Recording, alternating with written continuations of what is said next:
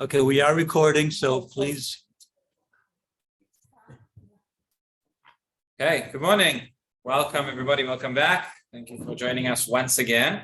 So for those who weren't here last week, we are learning Tzurba Marabanan, which is a new, not so new anymore, learning program going through Halacha L'Maaseh from the sources.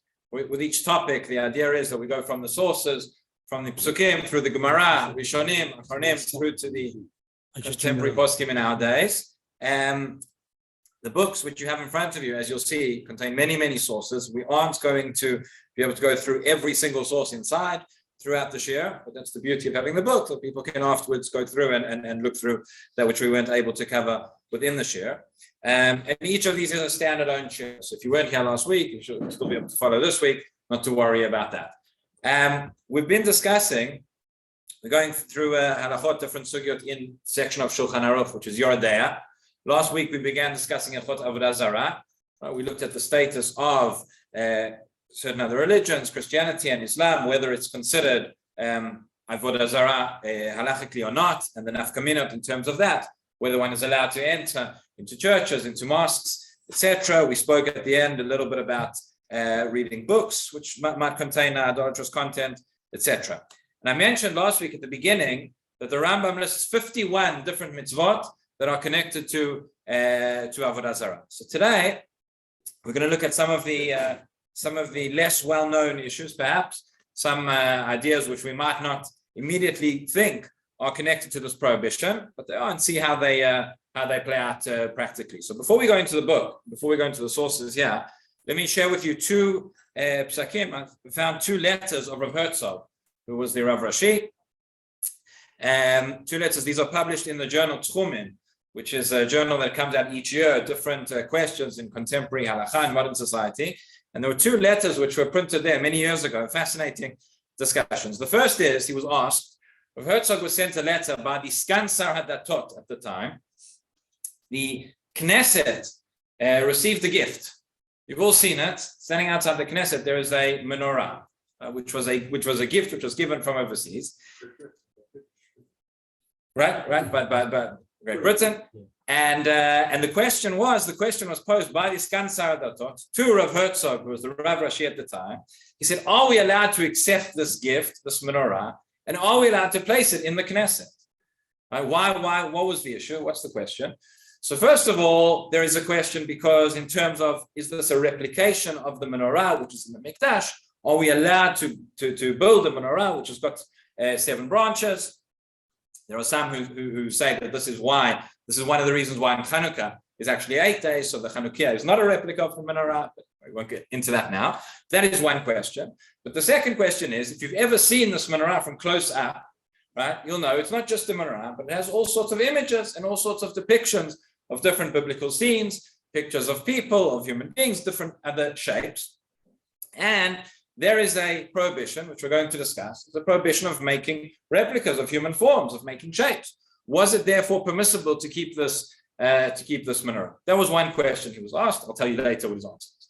Another question, which a couple of years later was published, nothing to do with the Knesset, but Rav Herzog was asked by somebody if it's permissible to play chess.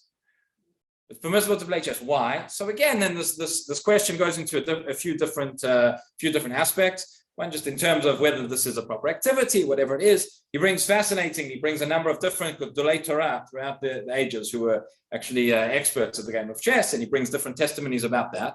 But the question is posed, what about making forms of human beings, of people, etc.? So there his answer is very simple. He says it's not a concern when it comes to chess. He says you don't have a full shape of a person. Maybe you have a head, or maybe you have the knight, whatever it is, but that does not enter this. But again, we see these questions are more common than we might think in terms of making shapes, making human forms, making pictures, etc. This is one of the issues that comes up related to Hilchot Avodah Zara. Before we get into that, let's look at a different question. So I'll come back to that again. I won't leave you in suspense. If you stay till the end of the Shiur, you'll find out what Rav Herzog said about the menorah. But opening up the book now, so we're on page 63. First thing we're going to discuss today, we mentioned it last week, we alluded to it briefly, but it's using the secular calendar. And this is a question which comes up. It comes up from a couple of different. Let's see at the top. In the top, in the top, it's got the page number of the actual book. 63, right there. So we're just putting the page up for those on Zoom. And so using the secular calendar. So we have, first of all, there's a pasuk in Parshat Bo, source number 1. We'll read it in a few weeks' time. Right, this is where when Am Yisrael is leaving Mitzrayim, and Hashem says to them that this month for you, the first of Nisan, this is going to be your Rosh Chodashim, and from then is when you will count. This will be the beginning for you. From then you will count the months of the year. Says the Ramban. So number 2, the Ramban in his commentary to Chumash. He says, "Tam hachodesh hazeh lachem Rosh Chodashim." Again, I'll read through in Hebrew, but people are welcome to follow in Hebrew and English as they wish. Sheimnu oto Yisrael chodesh harishon. He says, this is a mitzvah, this is a command that we count the first of our months as the month of Nisan. Umimenu yimnu kol hachodashim sheni v'shlishi ata shloma shana b'shneim chodesh. And each month should be referenced based on the name of the first month, which is Nisan. That is why in the Torah, months do not have names. Right? We have Chodesh HaSheni, Chodesh HaShlishi, etc.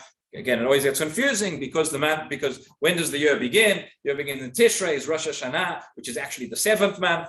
I would say only we could, begin the year in the 7th month. But when we're counting the months, the names of the months, we start from Nisan. The Mishnah in Rosh Hashanah tells us that there are four new years. One of them is the 1st of Tishrei. One of them is the 1st of Nisan. And he says, therefore, when we count the months, the names of the months, there should be a memory, a remembrance of the great miracle, i.e. Yetziat Mitzrayim.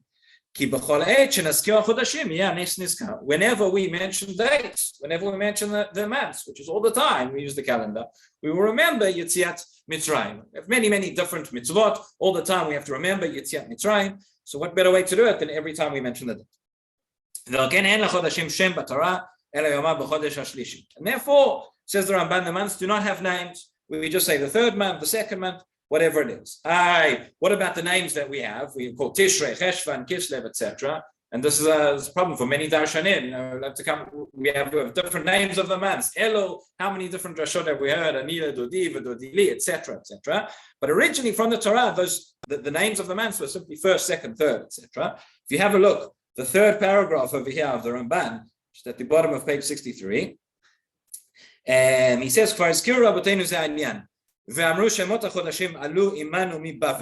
the names of the months which we use today, these were brought back from Bavel.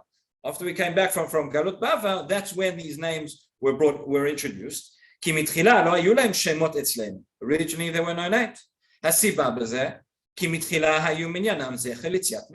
Everything was counted simply as based on Yetziat Mitzrayim. When we came back from Bavel, לא יאמר עוד חי השם אשר העלה את בני ישראל מארץ מצרים כי אם חי השם אשר, over the page, העלה ואשר הביא את בני ישראל מארץ צפון. In other words, then there had been a second Geula, not just Geulat Mitzrayim, but Geulat Bavel. So in order to remember that, they went back. They kept the names of that they had been called in Bavel. To explain that was they'd come back from that galut. The truth is the Ramban continues. He has a long piece over here and he explains that they knew then that there was not actually the final Geulah, that there was going to be another process, there's going to be another galut, and another Geulah. In order to remember that they still had work to do, this was not final. That's why they wanted to remember the Babylonian exile, that there was still an element of that. But in any event, what we see from here from the Ramban, we see that on the we always have sumerav aseitov, right? Negative and positive. On the positive side, there is an importance in using our calendar. There's an importance in counting the months from Nisan. There's an importance in remembering the Hebrew names of the months. The Maharam Shik, and based on that, the Khatam Sofer infers that if you're not using the Hebrew names, the Jewish names of the months, you're using the secular names, that's a problem because you're not fulfilling this idea of HaChodesh Hazeh Lachem. You're counting the months from something else. The Maharam Shik, who was a Talmud of the Khatam Sofer, And again, when we see these tshuvot, remember the Chatam Sofer, the Maram Shik, were fighting against reform. They were fighting against all sorts of innovations and changes. People, trying to undo the traditions that had been kept from generation to generation. And he writes, not only are you neglecting the positive mitzvah of remembering the months, but he says, if you count according to the secular calendar, this is a complete Torah prohibition. Okay, very, very, very, and he has very, very harsh words to say. Have a look at source number 3 in the Maharam Shik. He says the following. Here's the question. Michtavo kibalti bo nishalti al dvar matzeva achat. So the question here is regarding a tombstone, matzeva. Somebody put it up. He went against the will of the Gabaim, against the Chevra Kadisha. The matzeva nichtavet b'lashon akum. It's written in a foreign language. V'gam plat hashana hu b'ofen kmo she'omot ha'olam monim la'notzli. And the year, the date, which is written on the matzeva, is not a Jewish date. It is a secular date. It's written according to the years, according to the counting, to the birth, or perhaps the birth, we'll see in a moment, of the Christian religion. So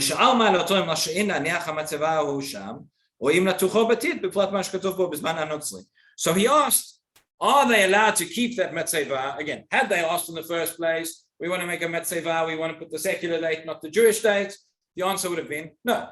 Maybe that's why they didn't ask the question. It's not just nowadays, people don't ask their rabbis.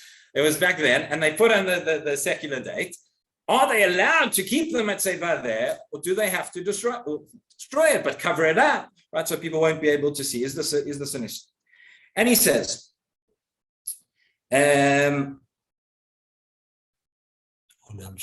right. So just skipping a little bit because I don't read everything inside. Maybe just a couple lines after that, you'll see there's 3 dots. 3 dots in the middle of the line. He says, "Hinei kol ze katavti al guf hadavar, ma sheshinoi lashon hamatzeva lelashon laz." And it's one issue in terms of the fact that it's in a different language. Aval ma she'asu od shekatvu mispar hashanim kederech hachodashim gam ken b'lashon laz ze aveira kfula u'mechupelet. Says this is a double transgression. The fact that they've written the dates according to the secular calendar, according to the years. We'll see in a moment that there's 2 questions which we're dealing with here in terms of using the secular calendar. One question is regarding the months, the names of the months, and one is in terms of counting years. They don't count the years, right? Take an example now, 2000, are we in 2023 or in 5783, right? A different count of years where we start from. And now in bold, he says, Masha simu b'mispar shanim l'mispar notzli. Okay, I already tell you that not all the poskim agree with such a, but this is a very harsh view. Says the Maram Shik, this is a Torah prohibition to count according to those years.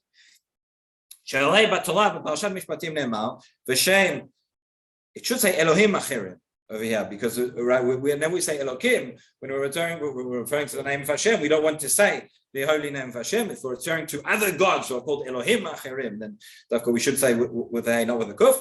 But in any event, he says that which the Torah says, don't mention the names of other gods, false gods, etc.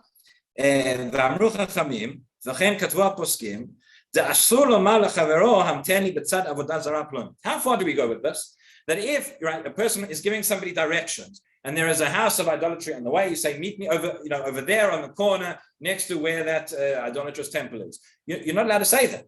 You're not allowed to use the names of idolatry for anything. So certainly, he says, for counting the years and counting years on a tombstone, which is a religious object of some sort, he says that is forbidden. It's completely forbidden. More than that, he says that it's going to be a prohibition of chukat ha'akum, right, of going in following in the ways of non-Jewish nations, even if it's not necessarily idolatry. It's going to be our topic next week, by the way, of chukat ha'goyim. So, but that is the Maram Shik. Very, very, very harsh in his opinion.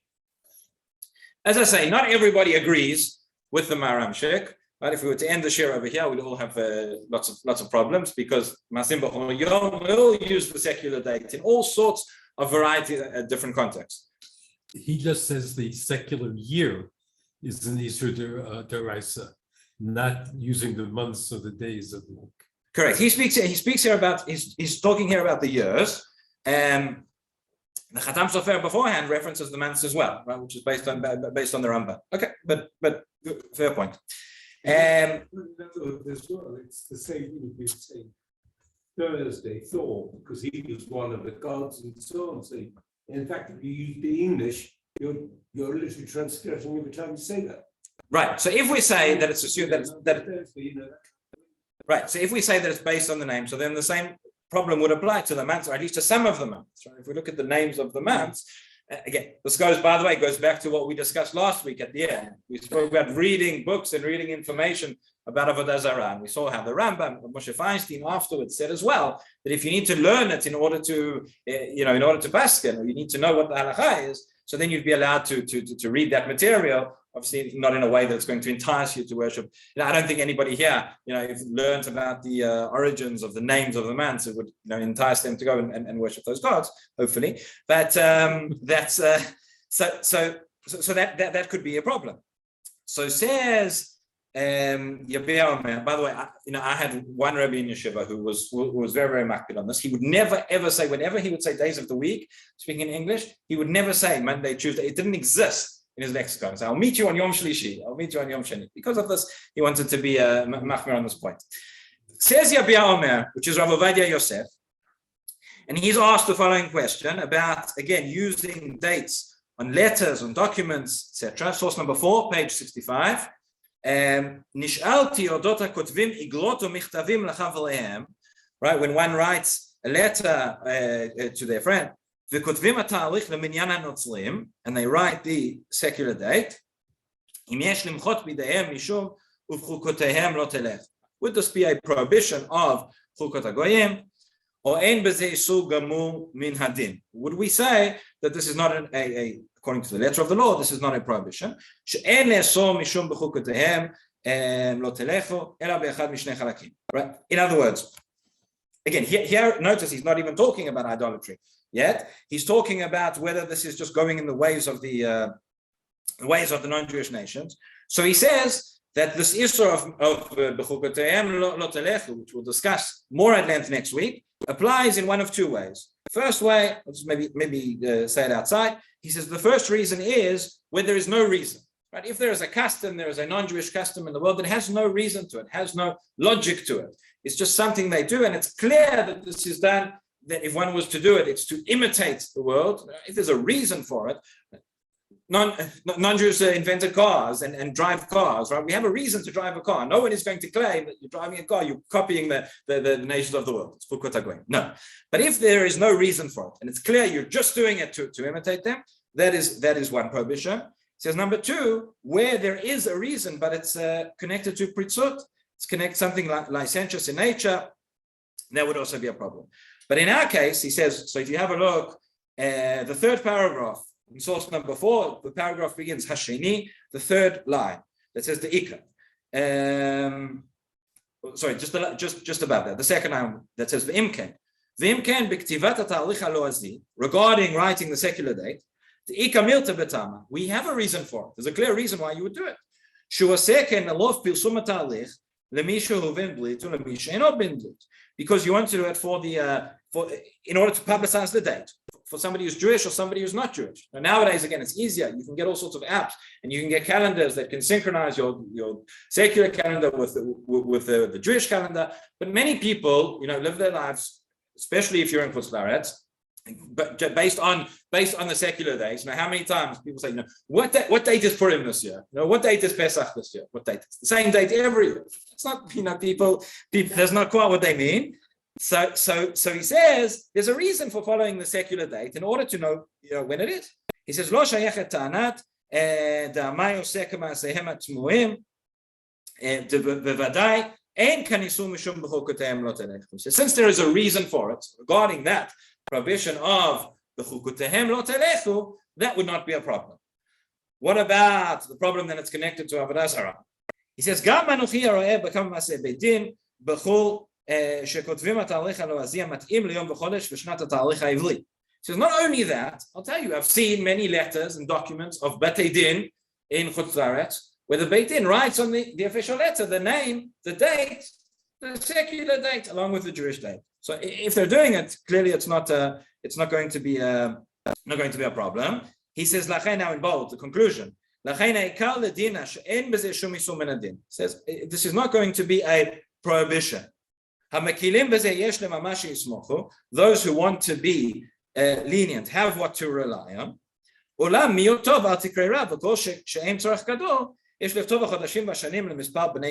Says nonetheless, where there is no reason for it, where it's possible and you can do it, rather use the Hebrew date.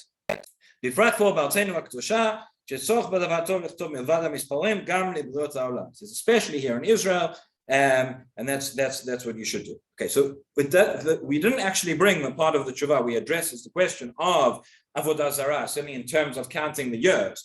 But it's actually fascinating. If you look in the tshuva, Yabia Omer, a long tshuva which Rabbi Avoda has, he discusses, first of all, there's a whole section of the tshuva where he just goes through, you see it's he goes through tshuvot. He mentioned here letters of Batei Din, goes through tshuvot of Rishonim, of Achronim, where they mention at the heading of the tshuva, they mention the date. And he says, L'chatam Sofer in this place, and this, and he goes through. How could, and again, this was before you could look these things up on computer, but you remembered all of it. And he explains that because the date over there, first of all, historically, it's contested as to what the date, what the year actually refers to.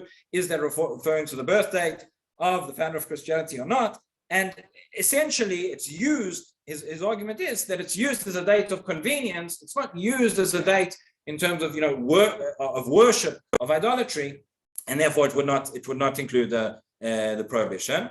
Nonetheless, as he says, where one can avoid it, better to avoid it, and to use the Hebrew date. The Tzitz Eliezer has a different distinction. Over the page, source number 5, and the Tzitz Eliezer says like this.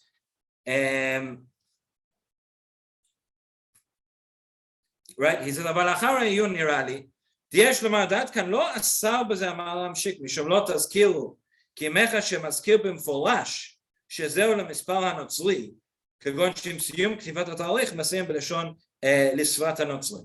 In other words, when you mention the year, if you're just using a number, he says that would be okay. If you're using the number and saying this number in the year such and such to the birth date of so and so, that would be a problem. He says, אבל אם לא מסיים בכזאת, right, in bold. He says if he doesn't state it explicitly, כי אם כותב בסתם התאריך 80 העמים,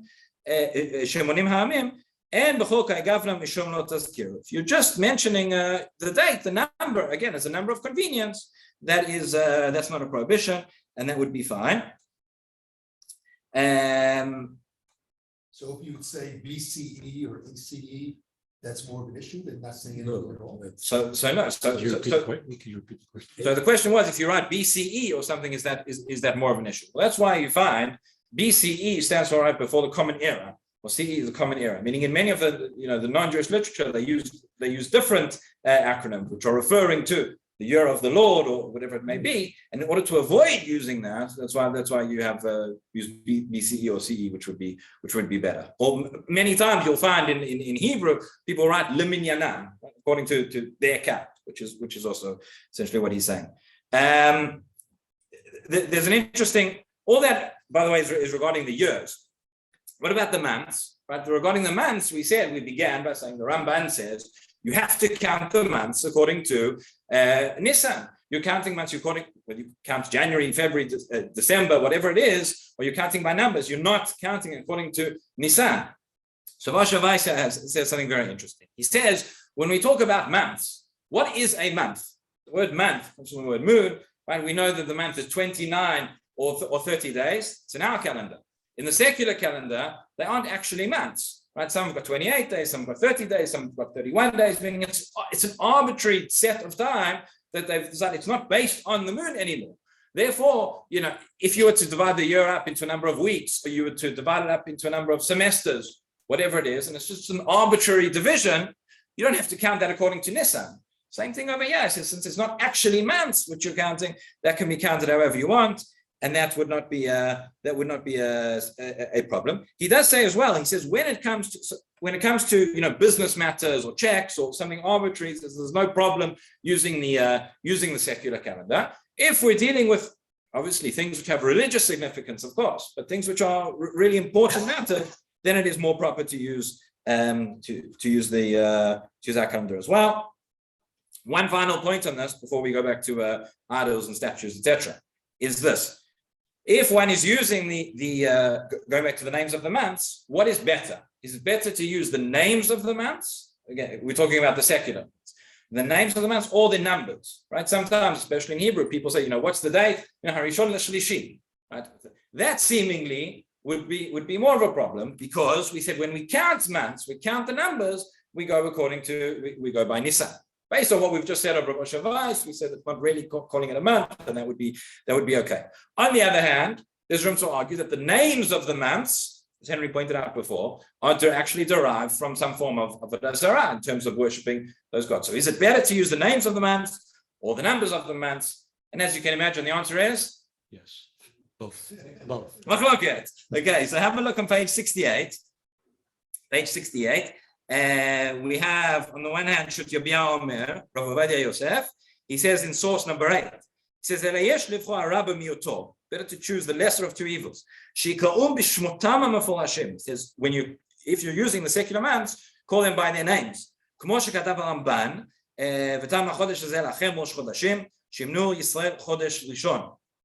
That we count our months by Nisan, etc. Says the Tzitz Eliezer, and over here he writes against him, and he says, I have an argument here with Rav Ovadia, and we discussed it together. He says, he says you should write according to להזכיר במפורש שמות החודשים, ולא לכתוב בספירה של החודש הראשון השני, etc. I'm now on the 4th line in source number 9. He says, ואני כתבתי לו, says the Tzitz Eliezer, I wrote Rav Ovadia, and I told him, לפי דעתי להזכיר במפורש שמות החודשים שלהם יותר גרוע, that I think it's worse to mention the names of the months, כי כפי ששמעתי בבירור שמות החודשים שלהם מכוונים לשמות אלילים, because the names of these months are derived from idols. And therefore, just reading now the paragraph in bold, it says, לכן עדיף יותר שיכתוב בסתם במספרים השנה והחודש שלהם, rather just writing numbers, the months and the years, ויזהר שלא להזכיר שהוא לספרת הנוצרים, כגון לסיים בלשון לספרת הנוצרים, and don't say according to the Christian gods or whatever it is. I've heard there's also another compromise, which some poskim suggest, which is that if you look at the names of the months, there are some months which are clearly not named after idolatry. So he says for those months use the names, for other months use the numbers. Either way, if you use the Hebrew calendar, the Jewish calendar, you won't get into this shaila at all. All right. I'm going to skip now the next couple of pages. We're going to go onto page 72.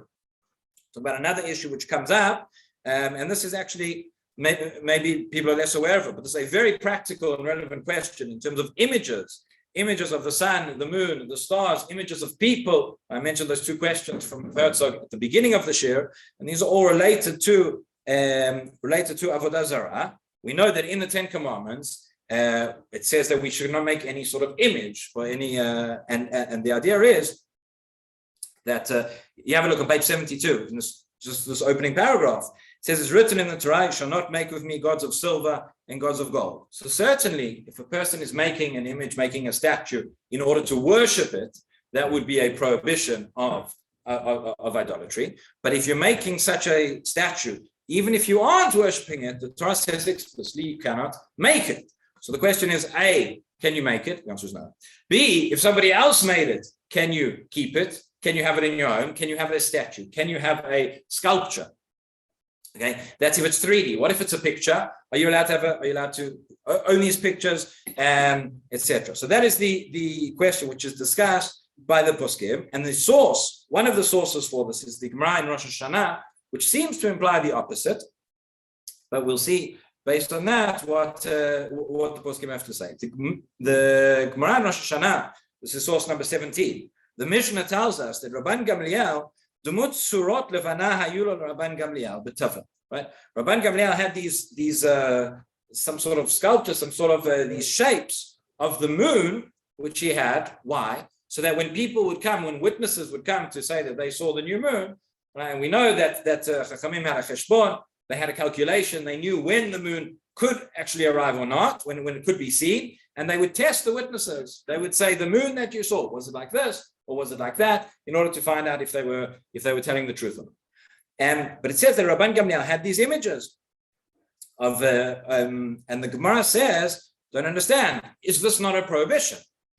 Says the Gemara, Mishari, Vaktiv lo tasun iti, lo tasun kidmut shimshai. Says the pasuk says, you shall not make with me these gods of silver, gold, etc. And we learn out from there, lo tasun iti, lo tasun kidmut shimshai. In other words, those things that are with me, the images of my attendants. What are these attendants? The sun, the moon, the stars, etc. And over here, I'll just digress from the Gemara for a moment to share with you the Rambam at the beginning of Hilchot Avoda Zara. The Rambam in the beginning of Hilchot Avoda Zara tells us, how did idolatry come into the world? And if we go back, we think from the beginning of human history, the first people, Adam and Chava, who were created and had direct interaction with God himself, right? At what point did people make this mistake and start worshipping idols? So the Rambam tells us this happened in the days of Enosh. He says, this is not in your book right now, I'm reading from the Rambam. He says, Bimei Enosh ta'u bnei Adam ta'ut gdola. They made a very grave error. V'nivalad atzat chachmei oto ador. Ve'enosh atzmo min hatoim, and Enosh was one of those who made this mistake. And what was their error? He says, Zo hayta teotam. Amru, ho'il va'al bala kochavim elu v'galgalim la'anig et ha'olam. They said, since Hashem created all these things, he created these stars and all these constellations to help guide the world. And he placed them in the heavens.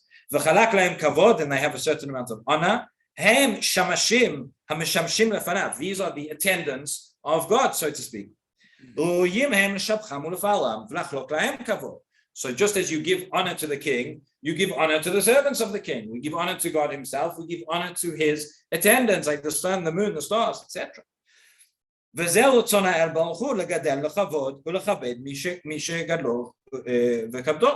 And they said, this is what Hashem wants. He wants us to give them honor as well. Just as the king wants to honor his servants. They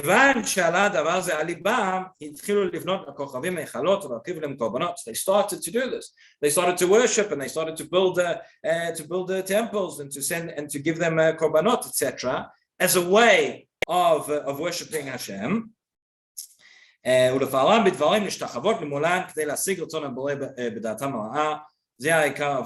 Essentially, he says they started worshiping the attendants as a way of giving praise to the king, and then they just forgot about the king, and they started worshiping those attendants themselves. In other words, this is where the concept of Avodah Zara came from. This is where it came into the world. So we can see why we're so careful, and why the Torah says, don't build a fence for us around it. Don't make any of these images. Don't create these sculptures so that you might end up worshiping them.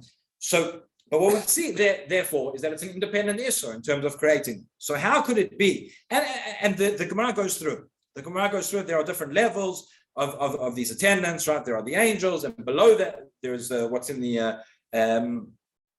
the Kisei HaKavod. Below that there are the sun, the moon, the stars, etc. Below that are the animals. But at the end of the day, how is this permitted for Rabban Gamliel to have these forms and have these shapes? So have a look at page 73, the second paragraph there. It says, Shani Rabban Gamliel, the Acherim Asuda. Says the case of Rabban Gamliel is different. Why? Because he didn't make them, others made them. The implication is that non-Jews made them. Okay, so we said there's one prohibition would be to create these images themselves. It's a different matter when we're talking about having them when somebody else made them. Nonetheless, it's still not so clear-cut, still not so simple that one's allowed to have them just because someone else made them. The Gemara then has a distinction between whether it would be something which was protruding or sunken. In other words, whether we're dealing with an image which is two-dimensional or three-dimensional. Back to in a moment, we'll see the distinction there. And then the Gemara says the following thing. So number one, it said there's a prohibition to make them.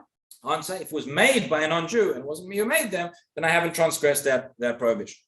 Question number two is, once they've made them, am I allowed to keep them? Am I allowed to retain these objects?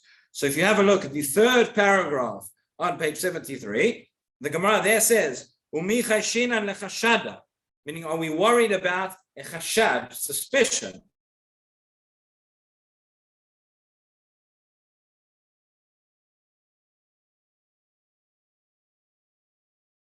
People might come to think, we spoke before about Marit Ayin, that people might come to think about that you are using them to worship. So it says a few different answers to that. It says the Gemara, Mi chashinan lechashada, v'hai be'knishta deshav yativ b'Nehardea, meaning there was a certain Beit Knesset in Nehardea, which is somewhere in Bethel, dehava be'andarta, where they had a statue.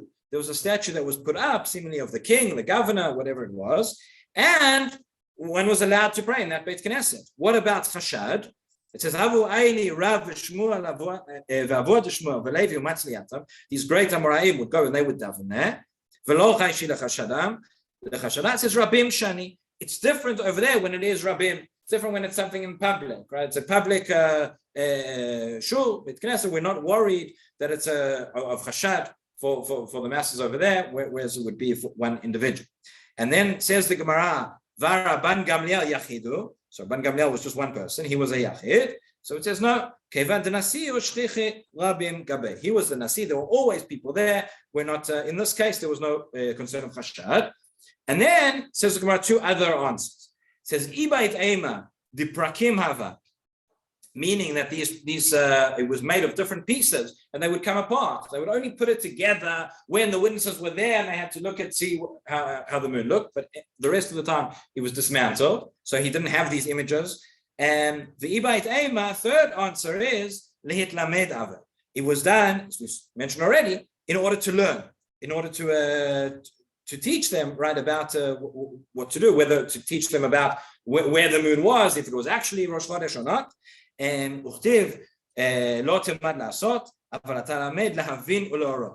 in other words, you can't learn to do these things just to know how to do it, but in order to know how to paskin, in order to know to learn important matters about the astronomy, which are connected to the halakha, that would be permitted. Okay, so what we see from this Gemara is the following.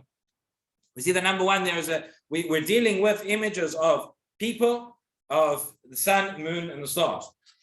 We've learned that there is a prohibition in terms of creating these images, which is a Doraita prohibition, that there is a prohibition, a D'Rabbanan prohibition of keeping these images if somebody else made them. And now the question is there a distinction between when they are two-dimensional or three-dimensional, and is there a difference between pictures of people versus of the sun, the moon, and the stars? So, about pictures, what about taking a picture of a church? If you're visiting a town and church is a particularly nice piece of architecture, is that then forbidden? what do you think? Well, according to this, it would be forbidden. Again, if you maybe not even based on this, if the point is in order to give to show honor, to be able to marvel at the beauty of the Zara, if we said if it's just, again, this goes back to last week's share, whether how we define Avoda Zara. But if we say that even mentioning the name of it, taking an image, a picture to glorify it, would seemingly fall under that as well. But in terms of this, so first we have the Rambam. Okay, and again, I apologize, but the Rambam that you have inside in the books is Halakha Yud Aleph, but I want to just read with you Halakha Yud, the previous Halakha first, which does not appear in the books, and then we'll go through and we'll understand. So the Rambam says the following. This part is Torah Shebal Peh. So we'll get back to Torah Shebal. So he says, Asur la'asot tzurot lanoi, af al pi she'enan avodah zara. Right? Again, that's the heading. We're dealing with making these images or making these sculptures or whatever it is. You make them for the sake of beauty, it's forbidden. שנאמר לא תשאוניתי אלוהי כסף אלוהי זהב, כלומר צורות של כסף ושל זהב שהן לנוי, in other words, shapes of silver, of gold, which are for beauty, כדי שלא יטעו בהן הטועים וידמו שהן עבודה. We don't want people to be mistaken and ultimately come to serve them as idols. ואין אסור לצור לנוי, אלא צורת האדם בלבד. It says around, what is it that you cannot draw, that you cannot create this image? Only the form of a human being. לפיכך אין צורים לא בעץ ולא בסיד ולא באבן צורת האדם, different materials which you can't use to make this form of a human being. והוא שתהא הצורה בולטת כגון הציור והחיור שבטרקלין, etc. אבל אם הייתה עצמו משוקעת, then that would not be halelu mutalot. In other words, what the Rambam says explicitly in the halacha which I've just read to you is that if we are dealing with something which is three-dimensional, dealing with a sculpture in the form of a human being, that is forbidden. But if it is two-dimensional, if it is a picture, that is not forbidden. That is going to be permitted. That is the view of the Rambam, and that is the view of Tosfot. So what we have now in the book on page 74, the following halacha in the Rambam is where he talks about. So number 19, he talks about the sun, the moon, and the stars, the heavenly bodies. Page 74. Yeah. So there he says it's more problematic. Okay.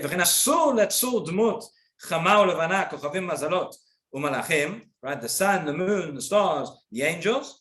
The shenemar lo tasun. Is it? Yeah. Yeah. Go down.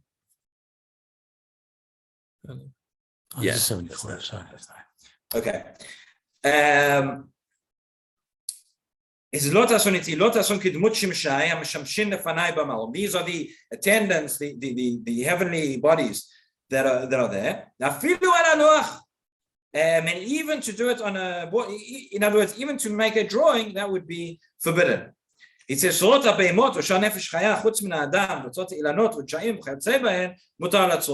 so regarding other things, animals, trees, plants, etc., that one is allowed to draw, but it's only the images of the heavenly bodies that is forbidden. So that is the Rambam. Okay, sun, moon, and stars, heavenly images, even two-dimensional, is forbidden to draw. The question we have to ask is if somebody else drew it, right? There's a painting, are you allowed to keep it? That's going to be a separate question. But if it's three-dimensional sculpture of a person, even that would be three-dimensional. Certainly, the sun, moon, and stars would be forbidden. But for a person, three-dimensional is forbidden. Two-dimensional picture would be permitted. What's the difference? Why are we saying that by a human being, if it's 3D, you can't create it, but if it's 2D drawing, you can? So the answer is, have a look at the Shach. If you turn over the page 76, the Shach, in number 23, says something. Have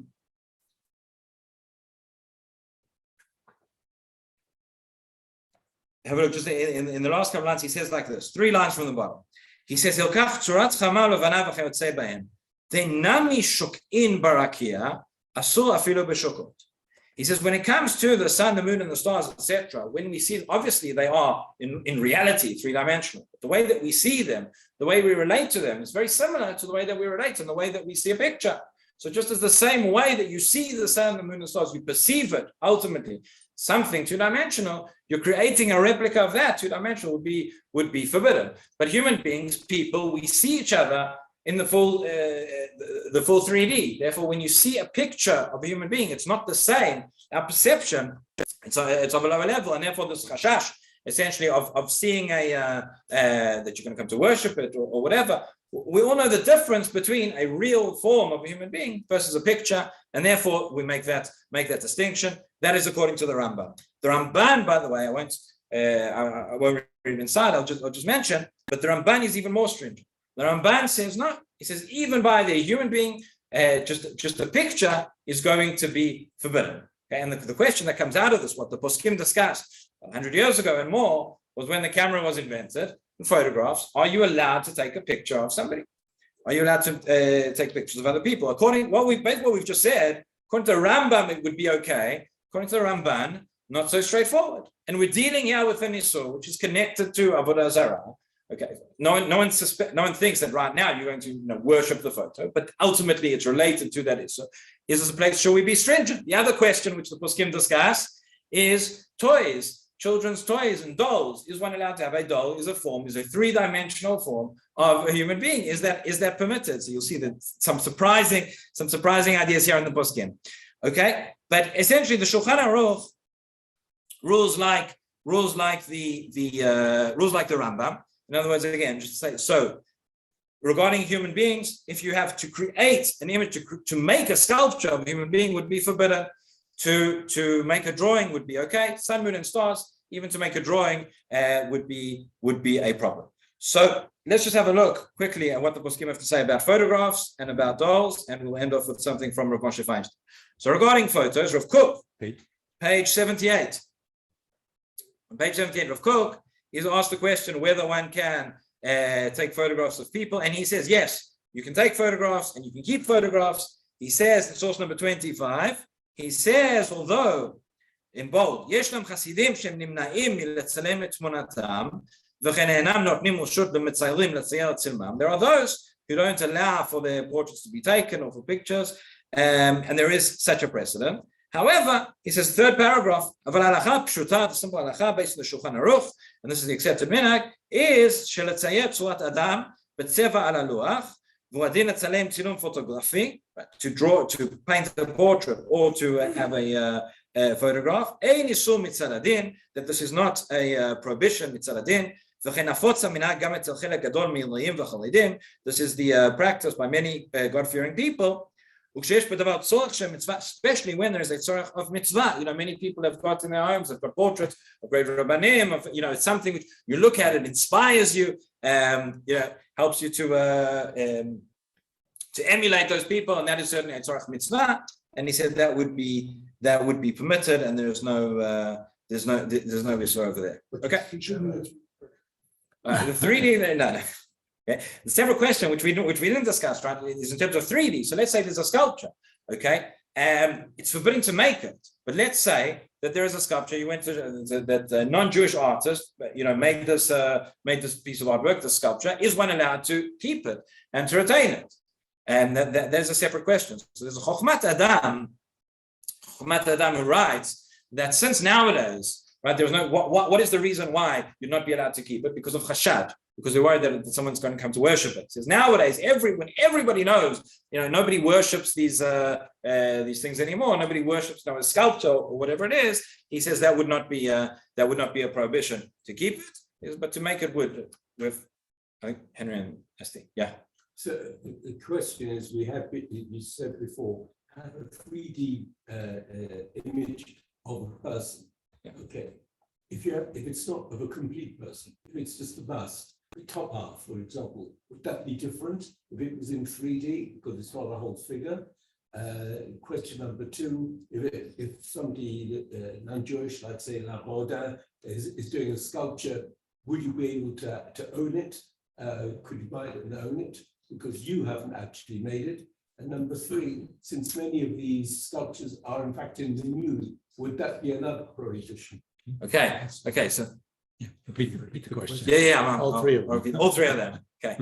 Hope I remember. Okay. So question number 1 was, if the sculpture is not a complete human form, it's just a part of the body, or it's only partial, would that be a prohibition as well? So the answer is that no, that this is one of the leniencies which the poskim bring, that if it is not a complete form, that would be permitted, and therefore there are even those poskim, you can have a look afterwards in the book. We won't have time to read it all together, but regarding dolls, there are some poskim who allow it in the first place to keep it, but there are some poskim who say that you shouldn't make a complete doll. The doll should be missing an arm or missing something, so that it wouldn't transgress this prohibition. That was question number 1. Question number 2 was, if somebody else made it, if a non-Jew made this piece of art, could you keep it? So that's exactly the discussion with chashad. The default position would seem to be no, but I just mentioned there's a Chochmat Adam who says a case where there is no chashad, and this is mentioned explicitly. Nowadays, people are not, again, the dolls, which everybody knows are for the sake of being a toy and not for not to be worshipped. Then it would seem that there is enough to rely on, that there are poskim who would say that is not a question of chashad. And your third question was, if sculptures are made in the nude, etc., is that a problem of modesty? That would be a separate issue, but that is certainly something to take into consideration. Esti. Circle, the yellow circle is part of a whole painting. Would that be prohibited? A yellow circle, you mean? It's depicting the sun, but it's not the central part. Okay, the question was, if one is depicting the sun, which we saw that is a 2-dimensional picture, according to both the Rambam and the Ramban, seems to be a question. If it is just a yellow circle, so it's not the full image of the sun, is that If Well- if it's just a small part of that entire painting, and it's not a central part, would that be? If it's just a small part and not a central part of the painting, would that be a prohibition? So let's have a look. I think this will end on page 84. The question of Moshe Feinstein. So he talks about, he says, Im yesh. Yeah. He says, Im yesh isur b'tzilei chama u'levana shetinokot osin. He says, when children come along and draw the sun and the moon, is that going to be a problem? So he says, B'dvar tinokot shemetzaylin b'dio b'tzeva tzvat levana v'chama. So you have children drawing with ink and color shapes of the sun and the moon. Im yesh mamash dimyon ללבנה ולחמה, שאנשים גדולים יאמרו שהוא צורת חמה לבנה, יש לו סרם לאלו שבאו לחינוך. He says, if it actually looks like the sun and the moon, and it's a very realistic drawing, then that should be forbidden. Okay, and this is something with all of these things, which the Poskim point out, that if it's written, if it's drawn, in such a way that it's clear that it's not, it doesn't have that lifelike comparison, but it's something different, that would seem to be that's not actually considered an image of the sun. It's an image of something else, which bears a certain similarity, but that he says is okay. He then says, I don't remember if he mentions it here or not, or somewhere else, where if it's not the full form, this is what's so. For example, the classic where you can imagine the picture, the children's drawing with the sun, where it's not a circle, but it's sort of the coming from the corner, and you have the lines coming off it. That is certainly not a full depiction, and that would be okay. He says again, Rav Moshe Feinstein is quite stringent in this regard. He says just at the end, he says, after 3 dots, he says, He says it's only going to be a prohibition if it actually looks like the sun. He says most kids, when they're going to come along and draw a picture, it doesn't really look like it. However, he says, just the last part, which is in bold, he says we shouldn't really be teaching our children to be drawing pictures of the sun and the moon, because they will ultimately learn to draw pictures which really resemble them, and that's going to be more problematic. So again, that is his approach. It's brought here in the footnotes when I mentioned before. Rav Shechter talks about, again, if you draw the picture where it is, even if it is partially covered, it's not entirely in the sun, that would be permitted. And we will end it there for today. So as you can see, lots of issues which come up, maybe things we wouldn't necessarily have thought about, but that are connected to Avoda Zara. Next week, Shiur number 3 in the book, which is about Hilchot HaGoyim. Thank you everybody for coming. Yeah. Yes. If the sculpture is more abstract, the human form, not literally the human forms, how like does the sculpture have to be? Again, so based on what we've just seen, it seems to be that if it's I'm not an artist here, so it's hard to give exact parameters, but so long as it's something which is a bit more abstract, which is not a direct imitation, then that would seem to be a ground for leniency. I forgot to mention just the Herzog about the menorah. I'm sure you're all dying to know what happened with the menorah. So what? It's there. That doesn't mean the rabbi said it's okay. And it's actually very interesting. In the tshuva, in the letter which he writes, very short letter, he writes a longer article about it as well. He finds a number of grounds for leniency. Also the fact that it's not 3D. Also the fact that it was done by non-Jews. Also the fact that the Chokhmat Adam and the Netziv also, which we mentioned, who says that nowadays there is no chashad, and we don't think that people are going to be worshipping this menorah. So he says at the end of the day, for various reasons, Rav Herzog said it would be permitted. However, he writes at the end of his tshuva, you can look this up, he says, I still, everything that I've given you is more or less a limud zchut. And it's, I can find room to allow it. But really, I'm more comfortable that you don't allow it, and you should have the courage to turn back to those who gave it. You should explain to them nicely and politely that you cannot accept the gift, etc. Like you said, it's there. So, it's not a new phenomenon that people don't listen to rabbis. But there we go. That was in the end. So, signing off. See you next week.